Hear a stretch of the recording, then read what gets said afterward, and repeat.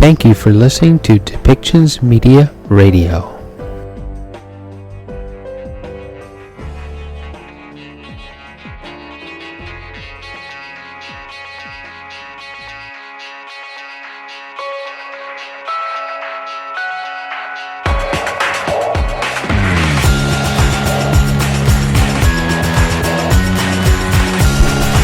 Welcome to Policy and Rights, the show about government policy and human rights.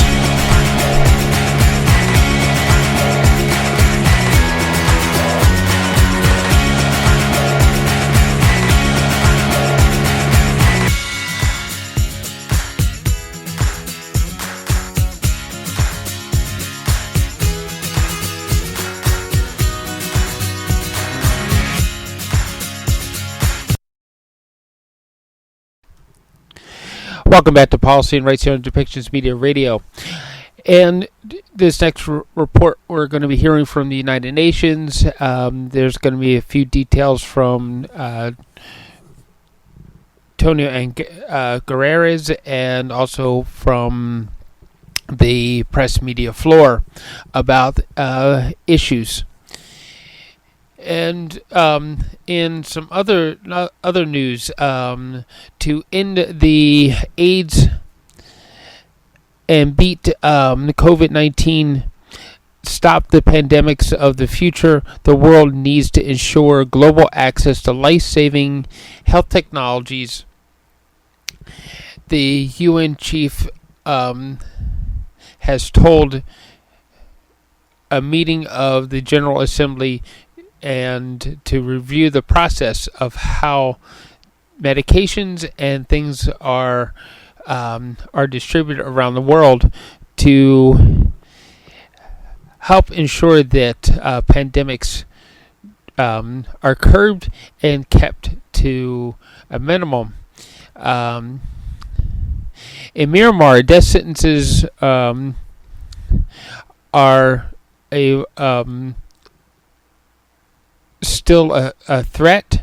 The international community must put pressure on Myanmar's military rulers in the wake of their decision to move ahead with death sentences against 4 individuals, including 2 prominent opponents of the regime.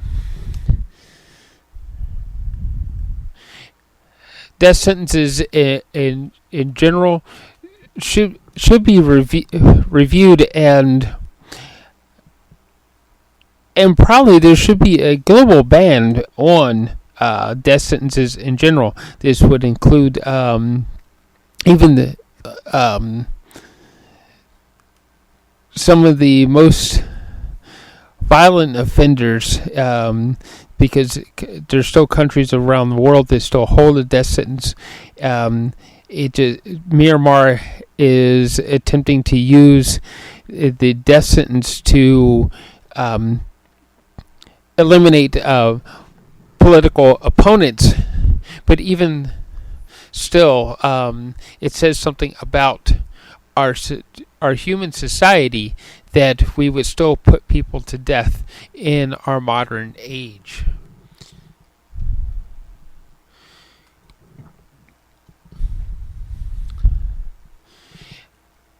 The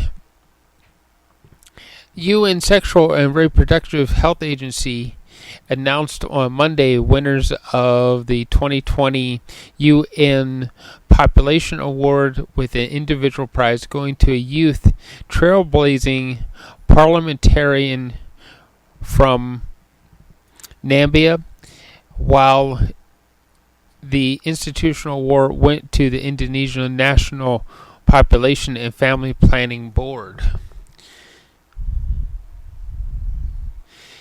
Population planning is also becoming more and more of a global issue when we look at how much land the human species is taking up around the world in comparison to other species of plants and animals by comparison. And finally, one of the other issues, of course, is still the Ukraine and rising global insecurity. A test for all UN rights chief. The war in Ukraine continues to cause mayhem and destroy many lives, and it is responsible for the limit of global food, fuel, and financial crisis that has sustained the top of the rights officials and the Human Rights Council on Monday in their last session. You can find more details about these issues on depictions.media, and we're going to move forward to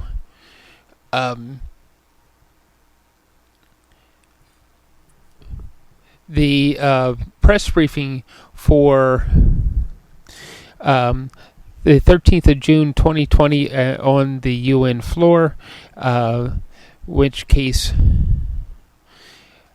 it's highlighting Michelle Bachelet, the Security Council, Myanmar, and other topics that we may not have discussed in the earlier headlines.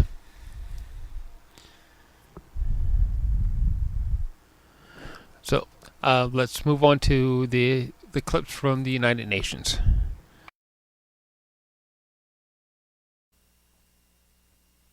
Joined by the Special Representative for Mali, El-Ghassim Wane, who just briefed the Council. Say a few words and then we'll take a few questions, please. Thank you so much for this opportunity. I just briefed the Council, as Stefan said, and it was a good opportunity for me to provide an overview of the security situation in Mali, which is very dire, especially in the Menaka region, which I visited 2 weeks ago. As you know, there is an offensive by the Islamic State, which unfortunately has killed hundreds of civilians and displaced many more. We're making efforts to deal with the situation, but clearly our means in that part of the country are limited. Challenging security situation also elsewhere in the northern part of the country, where we are facing continued attacks through the use of IEDs, improvised explosive device, and obviously we are also facing a very challenging situation in the central part of the country. I also spoke about the political situation, focusing on the transition in light of the recent summit of ECOWAS, which, as you know, has requested the mediator to pursue his discussions with the Malian authorities with a view to reaching agreement on the extension of the transition. I updated Council on the subsequent measures taken by the Malian authorities, including the decree extending the transition for 2 additional years to conclude in March 2024. I spoke about the peace agreement to express concern at the very slow implementation process. We have been making efforts with Algeria, the chef de file of the mediation, to relaunch the implementation process, convening a number of meetings of the international partners. And it is my hope that the Malian parties will soon agree on the modalities for the convening of the high-level decision-making meeting, which was decided last October to discuss the details of the DDR, but also agree on the broader parameters of the institutional reforms that are needed for the full implementation of the peace agreement. I also echoed the recommendation of the Secretary General for the renewal of the mandate of MINUSMA. I believe MINUSMA has a key role to play in Mali. Mali needs MINUSMA, and the continued presence of the mission is critical to the long-term stabilization of the country. And then, of course, I responded to questions, but I'll stop here and now respond to yours. Sure. I have 2 questions. You talk about the mission and going forward. How important or how vital is it that you have the proper air support, and how important is it that you have French air support? And how are your negotiations going with the Malian government and with the French about that French air support? And secondly, if I may, the Wagner Group. What's your assessment of the Wagner Group, their strength, and whether they are in any way beneficial to Mali at this stage? And what do you make of the reports of abuses carried out by the Wagner Group? Of the? Abuses carried out by the Wagner Group. Good. No, thank you so much. I did indeed refer to the need for air support for MINUSMA. we have enjoyed over the years a very effective air support from the French forces Barkhane. But as you know, Barkhane is pulling out from Mali. The process is underway. And while the French authorities did indeed express their willingness to continue to provide in extremis support to MINUSMA, as was the case in the previous years, the Malian authorities, as you may have heard, have also indicated that they were opposed to any continuation of that support. The key here for us is obviously to ensure that the missing capabilities, in particular in terms of attack helicopters, some of which has been pending since 2017 in the Kidal area, are filled. Those capabilities are provided. And I took advantage of the briefing to the Council to once more reiterate my call to all member states in a position to do so, to provide those missing capabilities. They are absolutely critical for the safety of our peacekeepers, for the effectiveness of their operations in the Gao area for sure, given the ongoing security threat in the tri-border area, but also in isolated outposts in Tessalit, in Kidal, and in Aguelhok, where unfortunately in the past years we have been subject to massive attacks, and indeed without close air support, we will be in a very complicated situation. But we'll continue making efforts, reaching out to member states to secure the missing assets so that we are in a much better position to protect ourselves, but also to protect civilian populations. On your second question, let me just say the following. Our focus is twofold. One is to ensure that we report on human rights violations regardless of the perpetrators. We just issued our quarterly note, which unfortunately concluded that there was a sharp increase in human rights violations committed by a host of actors, definitely the terrorist armed groups, but also, unfortunately, by the Malian army and other actors. And this is part of our role, of our mandate, to document and report. But we go beyond. We also engage in a very sustained fashion, engage with the Malian authorities to see to it that violations are addressed and accountability measures are taken. What are you doing about the troop restrictions being imposed by the Malian government on the ECOWAS countries? Yeah. We are facing challenges for the rotations of our troops, some of which have stayed, or many of which from West Africa, many of which have stayed in Mali 4 months beyond their regular deployment time. It's a matter we're taking very seriously. I have myself taken it up with the Malian authorities at all levels to impress upon them the need to provide the necessary authorizations for us to rotate our troops. It's a critical matter. Delayed rotations have impact on the morale of our staff, have impact on the operational effectiveness of our troops.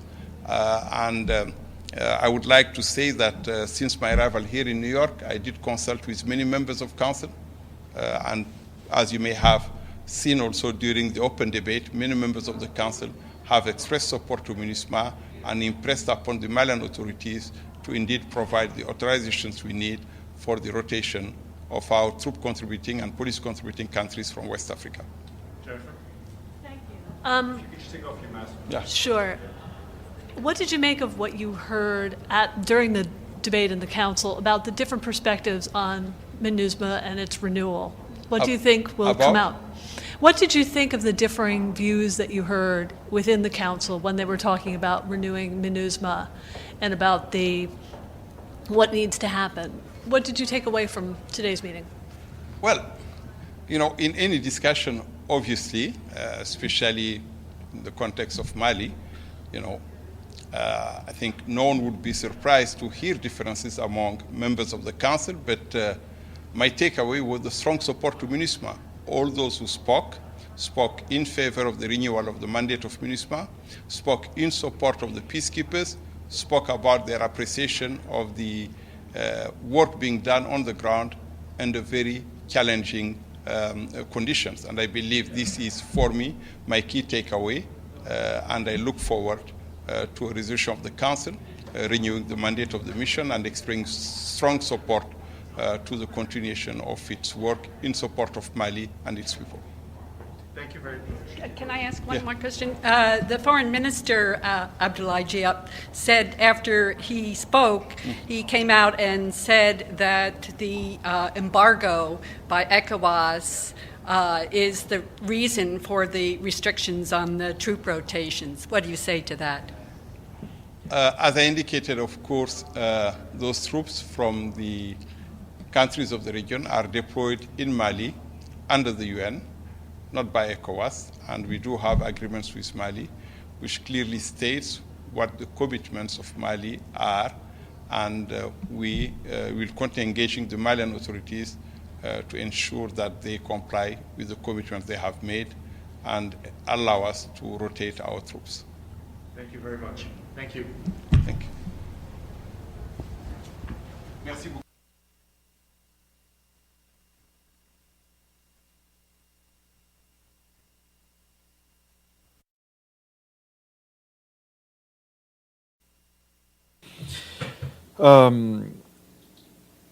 In a statement we released a bit earlier today, the Secretary General said he was deeply grateful to Michelle Bachelet for her relentless service to the United Nations as High Commissioner for Human Rights.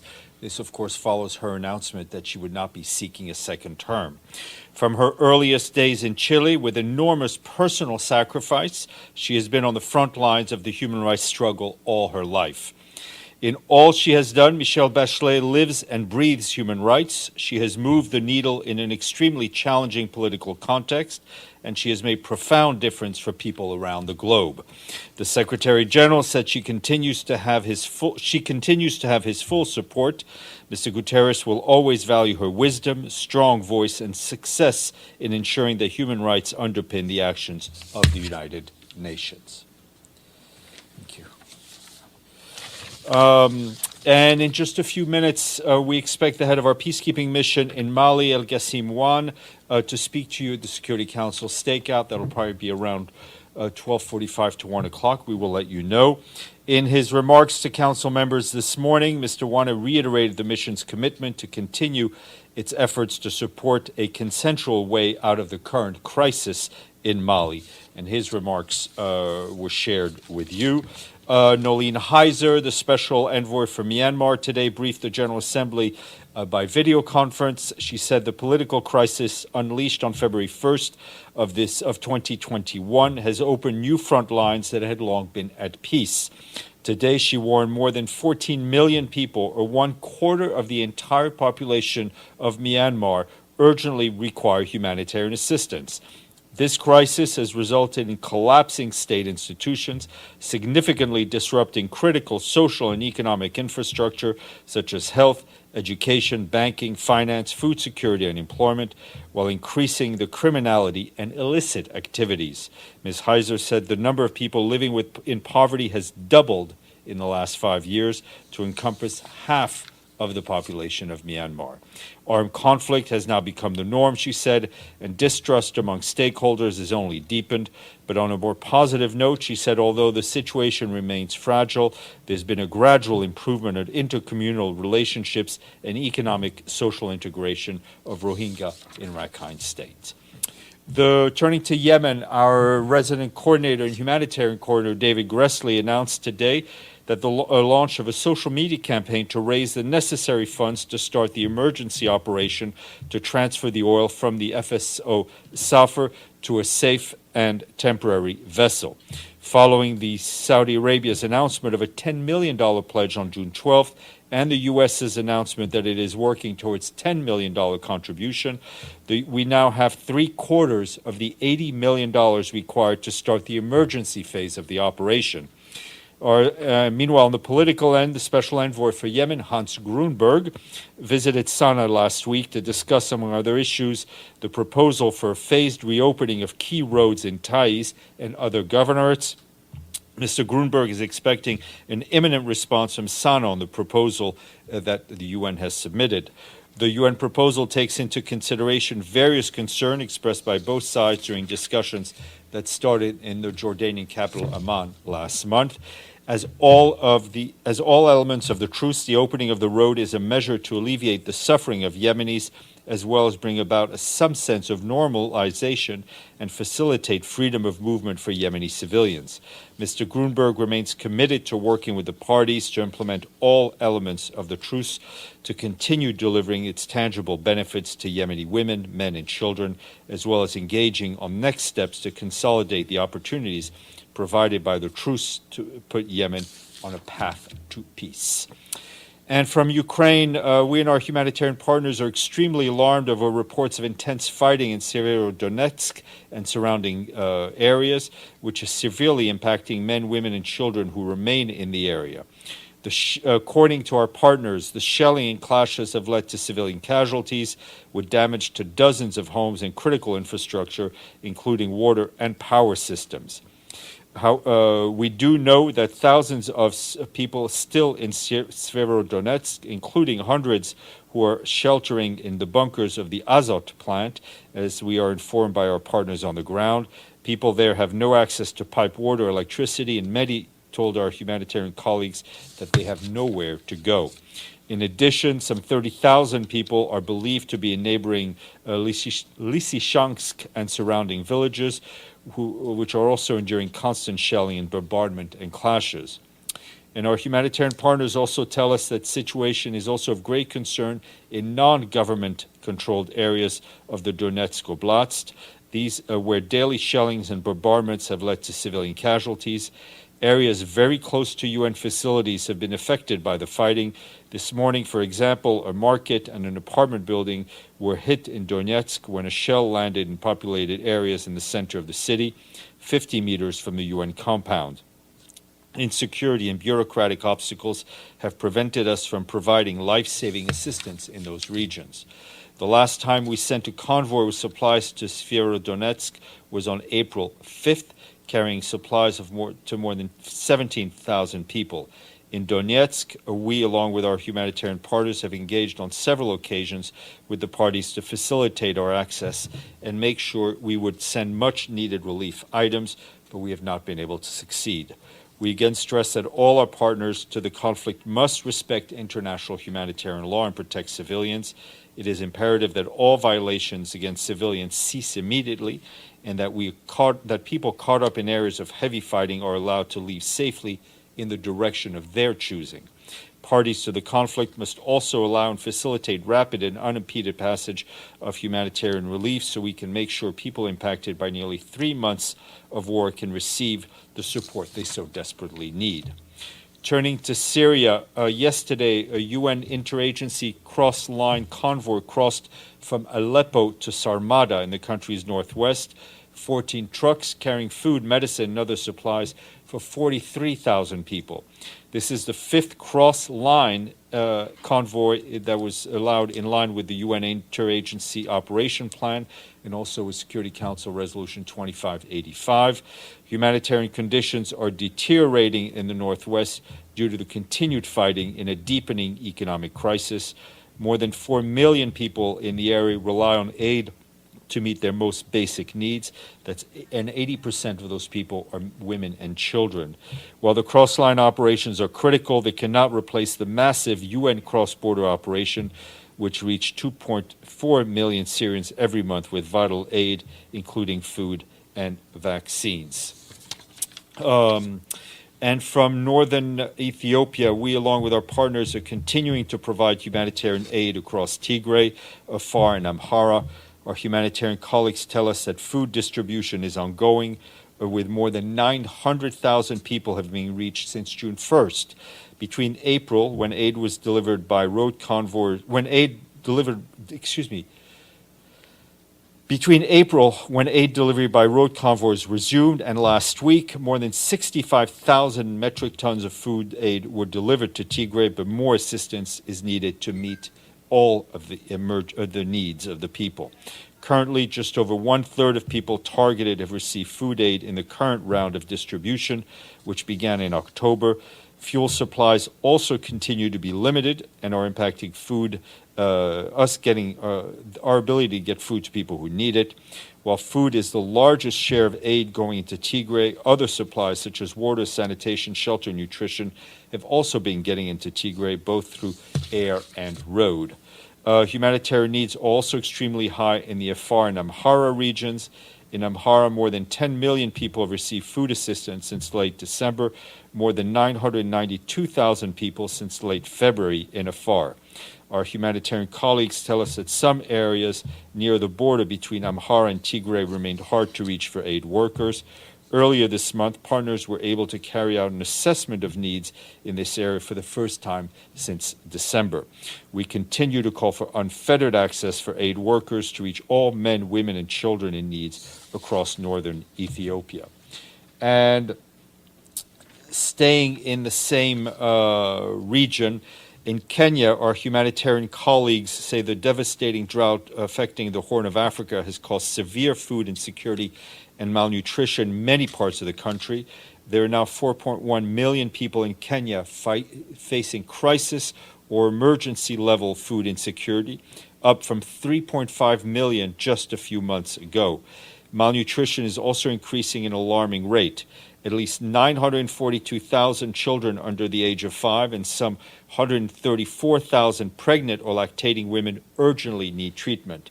That brings the total number of people severely food insecure across Somalia, Ethiopia, and Kenya, the three Horn of Africa countries hardest hit by the drought, to at least 18.4 million people who are food insecure. Without additional resources, we and our partners will be forced to make impossible choices. As you heard from the humanitarian coordinator for Somalia, Adam Abdelmullah, last week, we face real or imminent threat of large-scale loss of life. OCHA is calling for $180.7 million to respond to the highest priority of need, and we urge donors to contribute as quickly as possible. And also in the Horn of Africa, in Djibouti, our team led by the resident coordinator, Jose Barahona, continues to support authorities in responding to the ongoing food and water crisis in the country, with 13% of the population in severe food insecurity. The number projected to increase to 16% by December. Our team allotted $2 million for the emergency humanitarian funds and launched an ongoing response focusing on supporting the most vulnerable people in rural communities. On the health front, we vaccinated more than 150,000 children under the age of 5 as part of our national polio vaccination campaign, reaching 95% coverage throughout the country in the past 3 months. Turning to Libya, the UN mission there over the weekend expressed its concern about the Friday night clashes between armed groups in Tripoli, which endangered the lives of civilians, and the mobilization of armed groups and heavy weapons in areas surrounding Tripoli. The mission said that the clashes happened during extremely sensitive period, which includes the talks that began yesterday in Cairo that are aimed at establishing a constitutional framework to enable the holding of national elections as soon as possible. The UN mission calls on Libya political and security actors to exercise maximum restraint, demonstrate responsible leadership, and address all disputes, both at the local and national levels, through dialogue. Opening the talks in Cairo yesterday, Stephanie Williams, the Secretary General Special Advisor for Libya, said the final round comes at a critical juncture at a time when the Libyan people are exhausted. She told the Libyan representatives that they have a real opportunity, indeed a solemn responsibility, to give them hope, to provide a pathway towards elections within a firm constitutional framework. The UN Population Fund today announced in a virtual ceremony the winners of the Population Award. The award is the award to an individual this year will go to Emma Theophilus, a 25-year-old parliamentarian from Namibia, for her work advocating for women's empowerment and adolescent sexual reproductive health. She's the youngest ever recipient of the award. We congratulate her. And an institutional award was given to the National Population and Family Planning Board for the Republic of Indonesia, a non-ministerial government agency that formulates national policies implements family planning initiatives, and mentors experts in the field of population. More information online. Just a couple of things I want to read into the record. One is the statement we issued on Friday evening, or Saturday, I think, on the situation in the Democratic Republic of the Congo. We expressed our concern at the deteriorating security situation in the country's east, and we reiterated our call on all armed groups to immediately cease all forms of violence. In the note, we welcomed and expressed our support for the ongoing national and regional political efforts to accompany the disarmament of armed groups, and also welcomed the nomination by the African Union of Angola's president, João Lourenço, to diffuse tensions between the DRC and Rwanda. Finally, we expressed our concern about the reports of increased hate speech in the country against some particular communities, including in the context of the M23's resurgence. Don't worry, James. We'll get to you. As part of our efforts to combat hate speech, the mission's radio station, Radio Okapi, hosted a dialogue a few days ago with the director of the Joint Human Rights Office, Abdulaziz Thio, and Patrick Muyaya, the Congolese Minister of Communication and Media and government spokesperson. During the dialogue, they launched an appeal against hate speech. More online, and also just want to remind you that the Deputy Secretary General is now back in New York after having visited Kyrgyzstan on the 10th and 11th of June as part of her trip to Central Asia. She met on Friday with President Japarov and Chair of the Cabinet Minister, Aliklbek Japarov. She delivered remarks on the signature ceremony for the new cooperation framework between the UN and Kyrgyzstan, and that's for 2023-2027. Ms. Mohammed and President Japarov discussed many of the global issues in the context of recovery from the pandemic. They spoke about the SDGs. They spoke also about the UN support for the country in developing an inclusive economy that puts people at the center and recognizes the rights of women to lead and part of the growth. They also discussed the importance of stronger regional dialogue and Kyrgyzstan's role in ensuring peace and stability in the region. On Saturday, Ms. Mohammed traveled to Kyrgyzstan's mountainous region of Narin to have an aerial view of the climate change-impacted glaciers that feed vital cross-border rivers in Central Asia, especially in the Fergana Valley. The Deputy Secretary General also discussed with local youth leaders their ongoing collective efforts to achieve the SDGs by 2030. And this just in.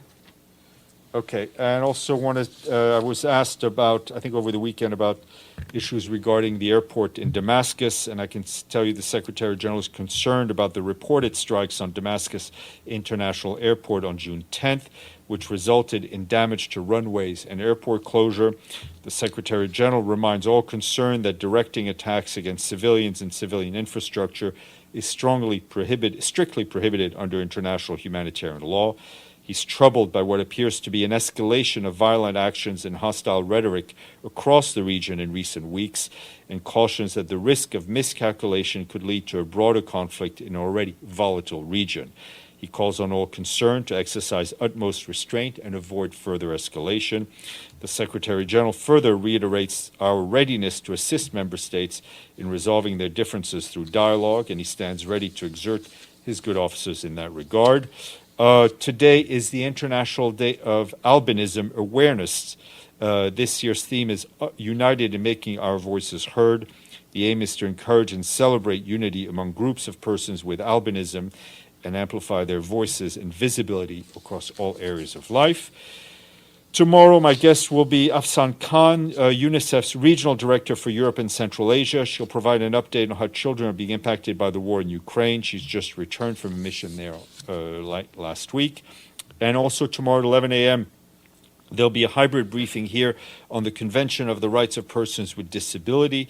Speakers will include Ambassador Jukka Salovara, President of COSP 15 and the Permanent Representative of Finland, if I'm not mistaken, along with Jose Vieira, the International Disability Alliance Advocacy Director. I've spoken enough. James. Yeah. Can I ask you more about High Commissioner Bachelet and the fact she's not seeking a second term. You say the Secretary-General is deeply grateful for her, but as you're aware, she's come under a great deal of criticism, particularly in recent weeks after her trip to China for pulling her punches. And these criticisms, not just from journalists and human rights activists, it's coming from the US administration, it's coming from the European Parliament. Is that criticism going to be taken on board by the Secretary-General as he considers who should have the job next time? I guess the short answer is no. The Secretary-General, first of all, I think was very clear in his support for Ms. Bachelet, including her recent trip to China. He will seek out the best possible candidate to be a strong voice in defense of human rights around the world. And what about the report? Because there is this report that was over 4 years ago. They announced they were going to start doing this report. We were told at the end of last year, September last year, that the report had been completed, and yet the report has not been published. Will the Secretary-General be urging the High Commissioner to publish the report before she leaves office? Because if you're going to be strong on human rights, clearly you have to be transparent, and burying a report doesn't seem very transparent. I think that is a sovereign decision that the Human Rights Commissioner will make. The Secretary-General is not in the business of telling her what to do. And one final one. When did she tell him that she wasn't going to seek a second term? Has he had some warning? Is he going to be able to find someone on day one? He was aware. I saw him extremely briefly. I had a very quick conversation with him this morning. I didn't get a chance to ask him exactly when he found out. We will do our best to ensure that somebody is there on day one, but we all know the challenges of sometimes senior. But he doesn't have to consult anyone on this, does he? No, it's just his decision. According to Security Council resolution, the General Assembly resolution, the Secretary General, the High Commissioner is appointed by the Secretary General and approved by the General Assembly with due regard to geographical rotation for a fixed term of 4 years. Obviously, there will be interviews, there will be application. I mean, he will take the time that he needs to find the best possible person, taking in due consideration the calendar, which we cannot impact. Madame. Thank you, Steph. I have two questions on Myanmar and a couple of follow-ups. The UN not the refugee agency, the UN envoy for Myanmar this morning also said that the refugees, particularly the youth, were being targeted by the armed groups and they were facing pressure to join them. Does the UN have any track of refugees joining the armed forces? And also, at the same briefing, the EU ambassador to the UN said they were deeply concerned that some countries continue to supply lethal weapons to the Myanmar's military. Is the UN aware of the arms flow into the country? And if so, can you tell us who these countries might be? And just to clarify, did you said that after the Saudis and the U.S. announced $10 million each, the UN is ready to start the emergency operation? Did I get that right? And also, if you could also tell us. Okay, please, I'm not 25 years old anymore, so let me try to answer what you've asked, and I may have to come back to you if you don't mind. On Myanmar, I don't think we have any hard information about weapons flows more than what's been reported in the press. I think we've had reports of refugees and people being pressurized to join armed groups. I think this really falls into what Nolene Heiser said about new old fault lines being reopened, new lines of fighting being reopened, and the country basically going in reverse. Issues that we thought had been solved, especially including armed groups, are now being unsolved. With renewed fighting, sadly, as we see in many cases, comes a renewed push for armed groups to unfortunately, probably very often, force people to join their ranks, which is in itself completely unacceptable. On the Safar tanker, can you repeat your question? The emergency operation after the Saudis and the U.S. announced $10 million each. Is the UN ready to start that operation? Yeah. So what we need is $80 million to start the emergency operation, which would basically involve emergency repairs to the tanker and the transfer of the oil to a temporary storage facility. So we are ready to go fairly quickly after we get that $80 million. We have 3/4 of $80 million. Can I have one more follow-up on the Damascus airport attack? Can you tell us who carried out the strikes? No. Sylviane. Thank you, Stefan. There is on the dispute over the maritime border between Israel and Lebanon, the UN coordinator for Lebanon, UN special coordinator for Lebanon, said today that the United Nations is ready to help move the indirect negotiation on the dispute over the maritime borders between Lebanon and Israel. What can really the United Nations do to advance these negotiations? What we can do is, should they want to work with the parties to help them find a solution through dialogues, through discussion between both sides, and we stand ready to do that. Edward, Evelyn, and then we'll go to the back. Hi, Steph. Several questions. Should I ask them together or just maybe one by one? I think my upper limit is 3. All right. Okay, All right. so I'll first give you 3. First, a Ukrainian official, I think today, accused Russian forces who's occupying the city of Mariupol treated the residents as, quote, tied up slaves and a human shield, end of quote. The question is, does UN still have, let's say, humanitarian workers in the eastern part of Ukraine, especially in Mariupol, and can they verify this? And second, on Ukraine, is there any new development on the issue of grain and fertilizer export from Ukraine? No, on the grain, nothing new to report except to say that we're continuing to work at it and chisel at it. On the Mariupol, I'm not aware that we have humanitarian presence, a UN marked humanitarian presence in Mariupol. I can tell you that our colleagues in Kiev are continuing discussions with all the parties involved in order to try to increase our humanitarian presence in more areas, because what is clear is that people need help.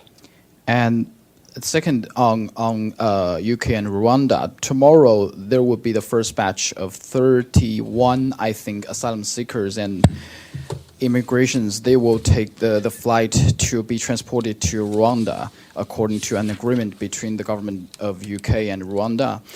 And I just want to know, because in April, UNHCR said they firmly opposed the plan and called it against the letter and spirit of a refugee convention.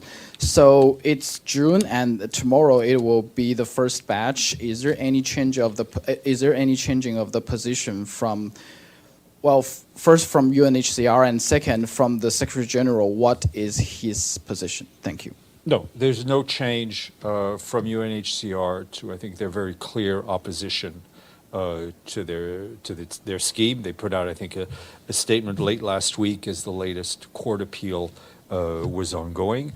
The Secretary General fully backs the High Commissioner for Refugees in this regard.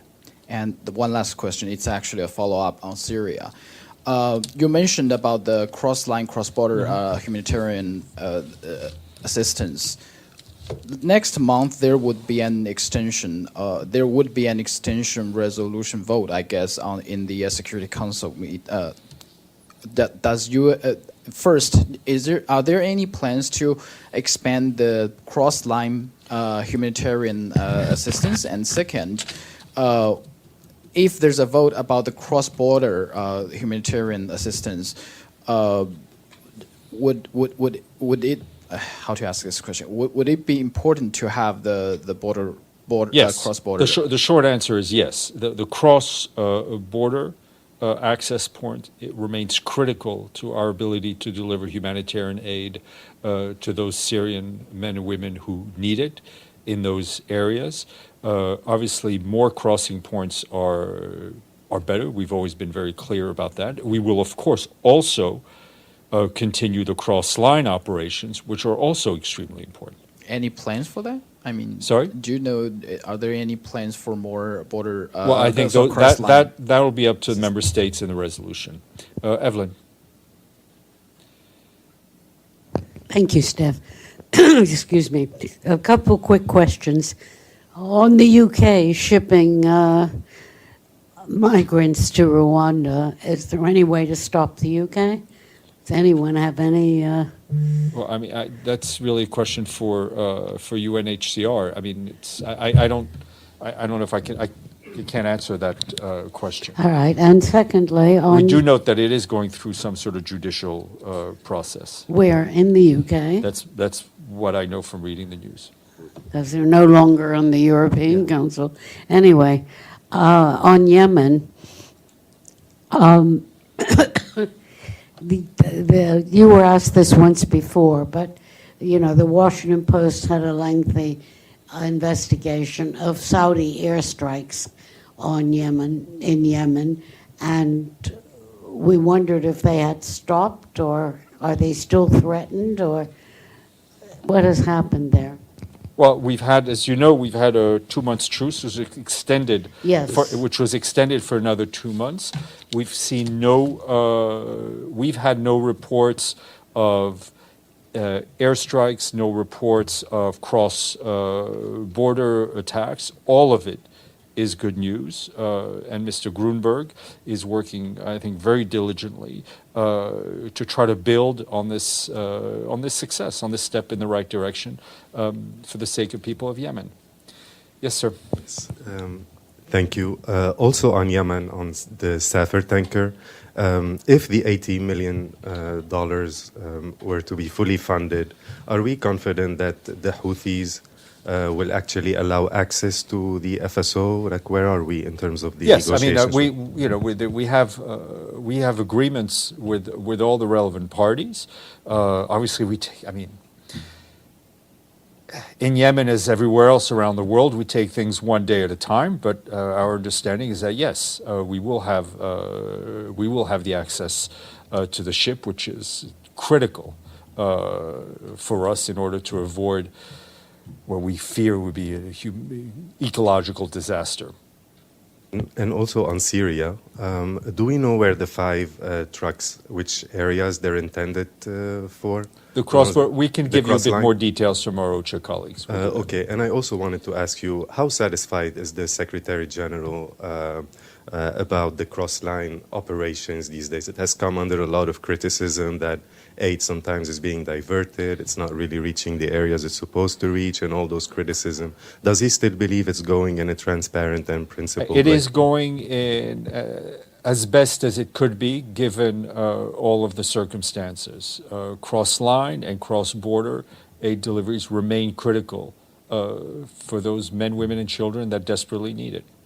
And there are also some calls for the whole operation to move into cross-line delivery. Can you remind us just why is it important to have both? We are able to reach a huge amount of people through cross-border. I think we've made clear for us the critical need of continued cross-border operations. We used to have many more delivery points. They were reduced. That was a decision of the Security Council. We, of course, can only abide by it and work with it.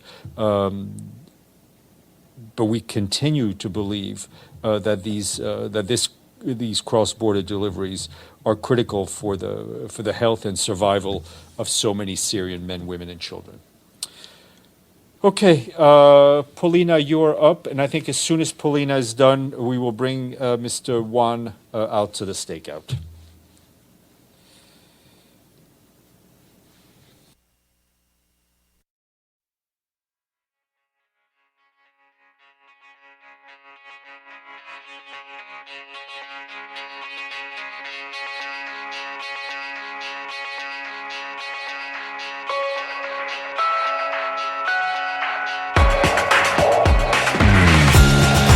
happened, or what has happened there? Well, we've had, as you know, we've had a 2 months truce, which was extended, for another 2 months. We've seen we've had no reports of airstrikes, no reports of cross-border attacks. All of it is good news, and Mr. Grunberg is working, I think, very diligently to try to build on this success, on this step in the right direction, for the sake of people of Yemen. Yes, sir. Yes.